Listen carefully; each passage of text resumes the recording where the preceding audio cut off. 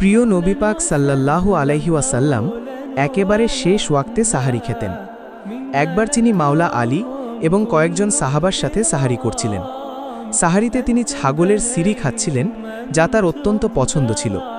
তিনি খাচ্ছিলেন, এমন সময় হজরত বেলাল রাদিয়াল্লাহু আনহু সেখানে এলেন এবং বললেন, হুজুর, সাহারির সময় শেষ হতে চলেছে, আপনি খাওয়া দাওয়া শেষ করে নিন, আমি ফজরের আজান দিতে যাচ্ছি। এ কথা বলে হজরত বেলাল আজান দিতে চলে গেলেন, যা সে যুগে একটি ছাদের ওপর দেওয়া হতো। হজরত বেলাল ছাদে উঠছিলেন, এমন সময় তার মনে হলো যে একবার হুজুরকে দেখে আসি তিনি খাওয়া দাওয়া শেষ করেছেন কিনা। তাই তিনি যখন হুজুরের কাছে পৌঁছালেন, দেখলেন নবী পাক সাল্লাল্লাহু আলাইহি ওয়াসাল্লাম তখনও খাচ্ছিলেন। হজরত বেলাল বললেন, ইয়া রাসূল আল্লাহ, আল্লাহর কসম, সাহারির সময় শেষ হয়ে গেছে এবং ফজরের ওয়াক্ত শুরু হয়ে গেছে।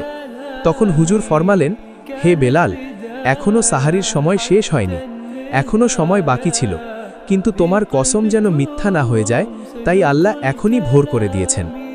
এ প্রসঙ্গে মাওলা আলী রাদিয়াল্লাহু আনহু বলেন, বেলাল যদি কসম না খেতেন তবে রাসূলুল্লাহ সাল্লাল্লাহু আলাইহি ওয়াসাল্লাম যতক্ষণ পর্যন্ত খেতে থাকতেন ততক্ষণ পর্যন্ত সকাল হতো না।